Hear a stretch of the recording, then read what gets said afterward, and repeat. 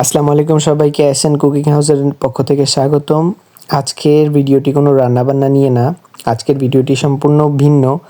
আজকে আমরা যাচ্ছি লা মলিনাতে, আমরা একটু ঘুরতে যাচ্ছি আজকে।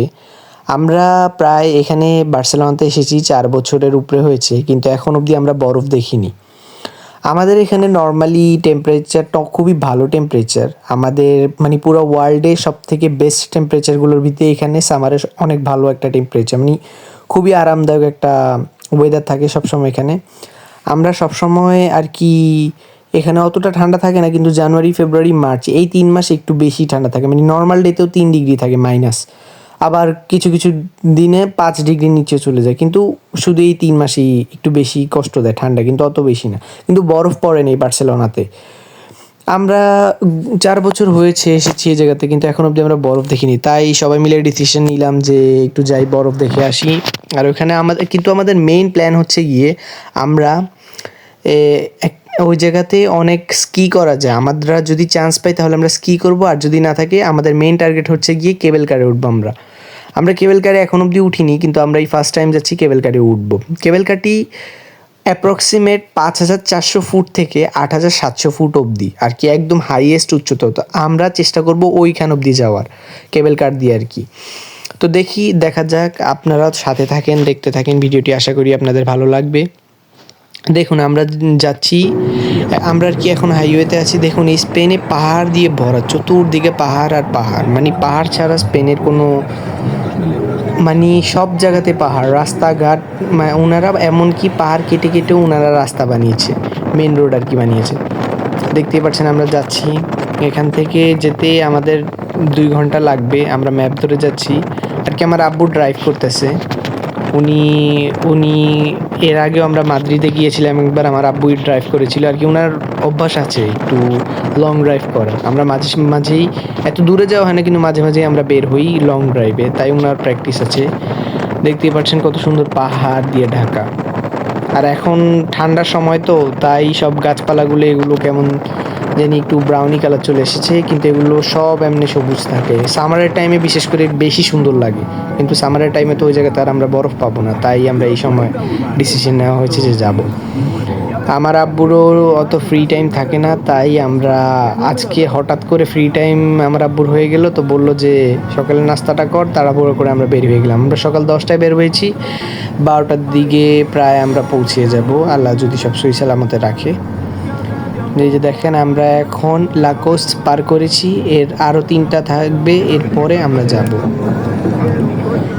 দেখেন এই জায়গাতে পাহাড় আর পাহাড়, পুরো বার্সেলোনা দেখা যাচ্ছে। আর পাহাড়টা এত উঁচা, মানে কেবল কারটা একদম ফার্স্ট স্টেপই কেবল কারটা 2,000 ফুট উপরে। মানে গাড়ি চালিয়ে আপনার 1,000 ফুট যেতে হবে, তারপরে ওখান থেকে উঠলেই ফার্স্ট স্টেপই আপনি 2,000 ফুট উপরে থাকবেন।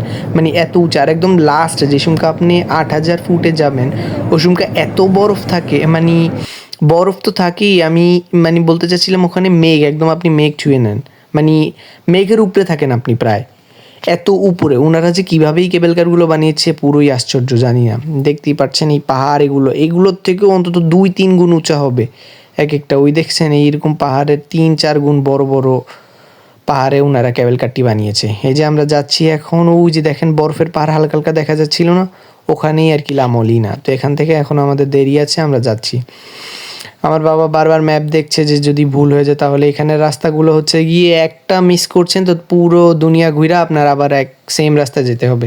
মানে একটা রাস্তা, বাংলাদেশের মতন কোনো শর্টকাট নেই যে না সামনের দিক দিয়ে ভুল হয়ে গেল যা ইউটার্ন মেরিয়ে দিই, কিন্তু না, এখানের এই অপশন নাই। এখানের পুলিশগুলো একটু জাউরা টাইপের, ওনারা সহজভাবে কোনো জিনিস করতে দেয় না।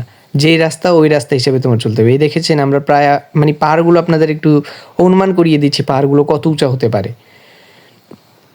দেখেন পাহাড় এগুলো আমার মনে হয় না এক একটা পাহাড়ও 1,000 ফুটের নিচে, মানে একদম ছোটোগুলো 1,000 ফুটে। আর এটা নিচে, ইভেন এটা নিচেও অনেক। আমরা এখন পাহাড়ের উপরে গাড়ি চালাচ্ছি, কিন্তু এটা নিচেও মানুষরা মানুষরা বসবাস করে। তো আপনারা একবার ইমাজিন করে দেখেন যে কতটা উপরে আমরা যেতে যাচ্ছি। ওই যে দেখেন আমাদের বাম পাশে হালকা হালকা করে বরফ দেখা, এখন প্রায় বরফের ওখানে আমরা চলেই এসেছি।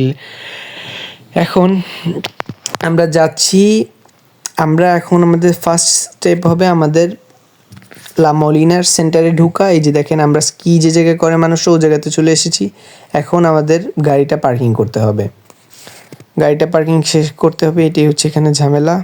গাড়িটা পার্কিং হয়ে গেছে আলহামদুলিল্লাহ, দেখতেই পাচ্ছেন আমরা এখন বের হয়ে গেলাম।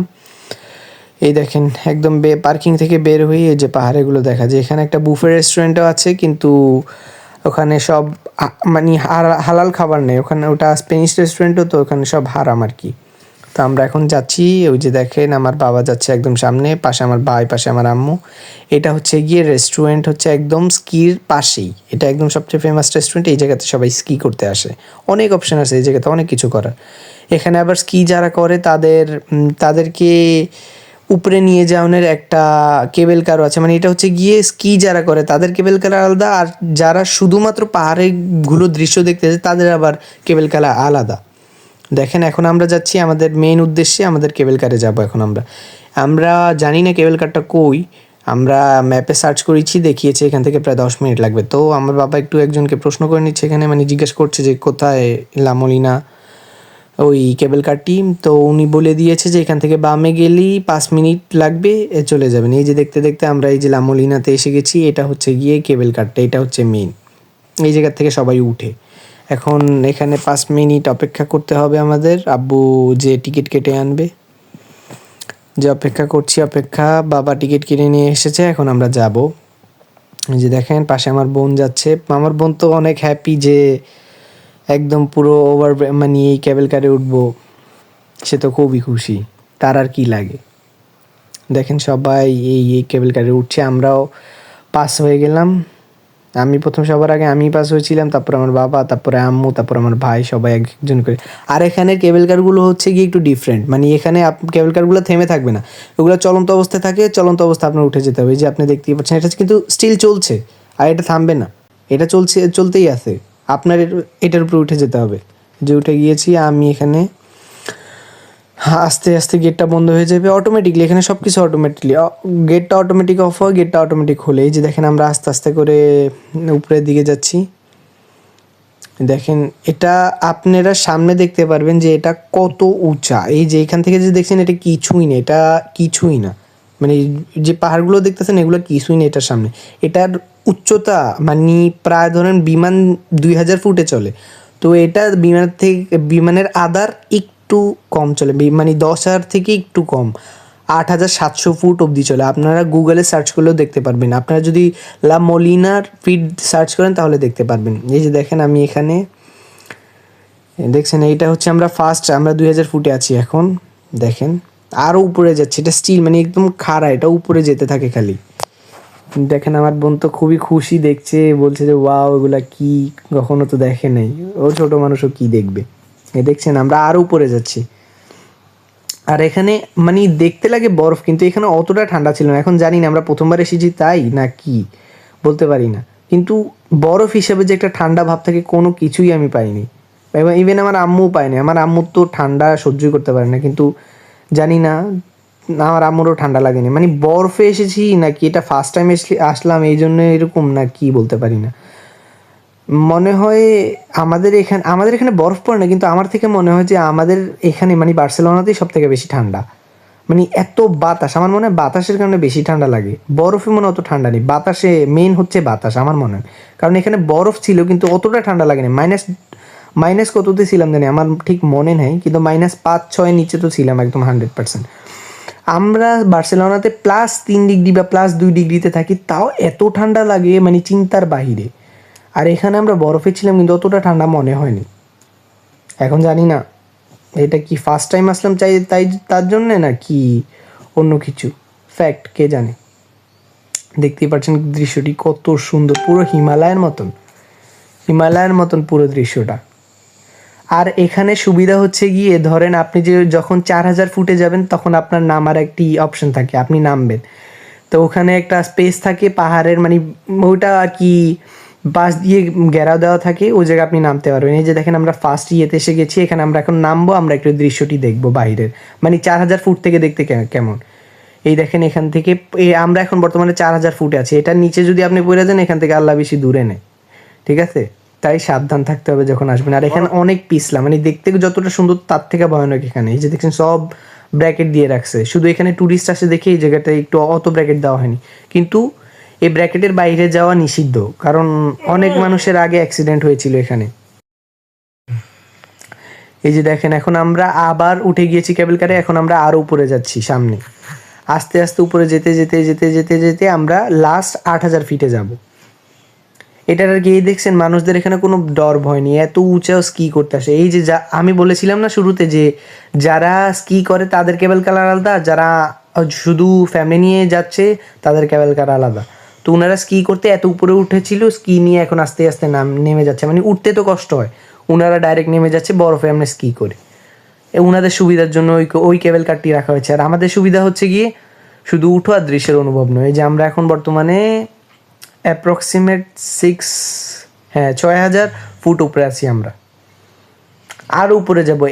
তারপর আমরা আবার নামবো, নামার পরে ওখানেও একটু দেখবো, মানে একটু একটা টাইম থাকে, ধরেন ওখানে আপনি নামবেন, আপনার যতক্ষণ ইচ্ছে থাকতে পারবেন, কিন্তু ওটার পরে আবার উঠতে হবে আরেকটাতে যদি উপরে যেতে চান। আর যদি না চান, যদি আপনার ভয় লাগে, তাহলে আবার নিচে চলে আসতে পারবেন।